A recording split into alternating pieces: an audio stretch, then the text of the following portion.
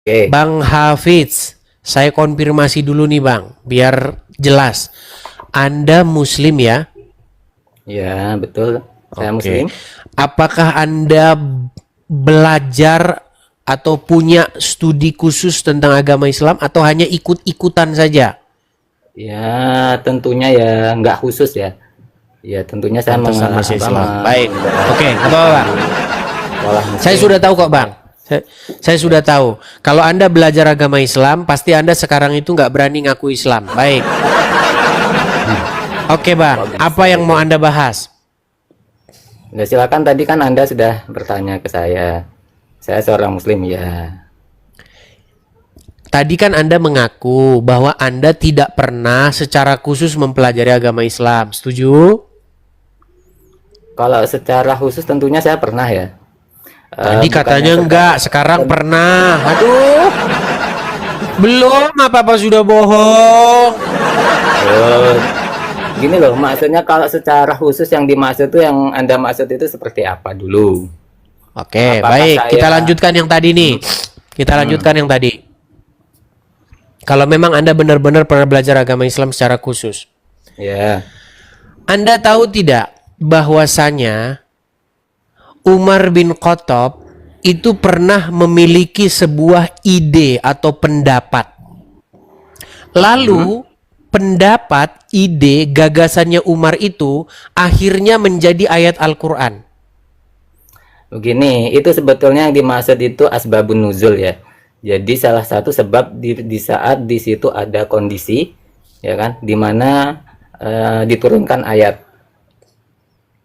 Itu Oke. namanya asbabun nuzul, paham ya? Baik, kita ambil satu contoh ya. Kita kasih satu contoh nih. Contoh yang nyata biar kita lebih terarah berbicaranya ya. Ya, Ya. Saya akan tunjukkan salah satu contoh biar kita diskusikan itu ya sebentar. ya, silakan Bang. Oke, sabar ya. Kita kasih contoh misalnya ini. Saya balikan dulu kamera saya Bang ya. Ya, silakan Bang. Oke. Misalnya tentang Quran surat At-Tahrim ya. Surat At-Tahrim di mana di sini Umar bin Khattab berkata kepada Muhammad. Saya balikan dulu, saya hilangin dulu ininya. Oke, baik. Kelihatan ya? Ya, bisa dibacakan Oke. Bang. Mungkin kalau saya baca dari sini Baik, kurang. saya bacakan. Ketika istri-istri Nabi saling cemburu, termasuk putri daripada Umar yang bernama Hafsah, melihat hal itu, akhirnya Umar memberikan nasihat kepada Hafsah Ya, untuk tidak berlaku demikian.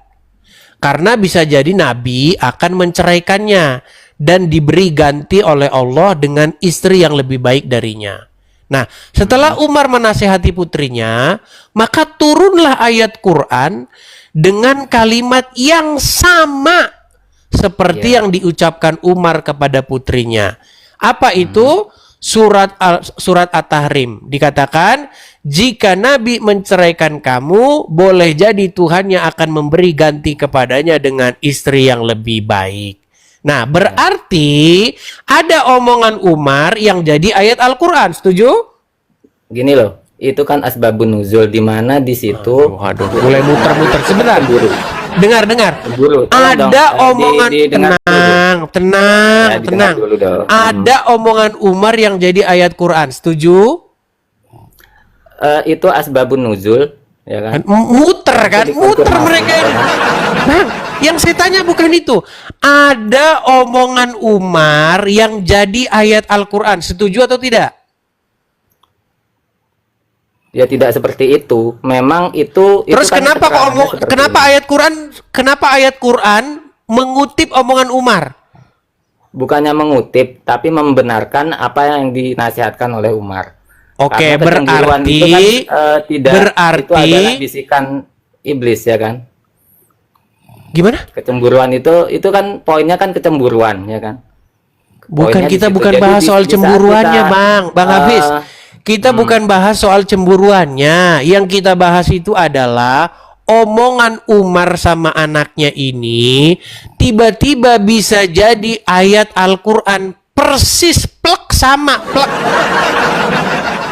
Pertanyaan saya, kenapa Anda katakan bahwasanya Al-Quran Coba. ini adalah wahyu dari Allah? Ini bukan wahyu dari Allah, Coba. ini wahyu dari Umar.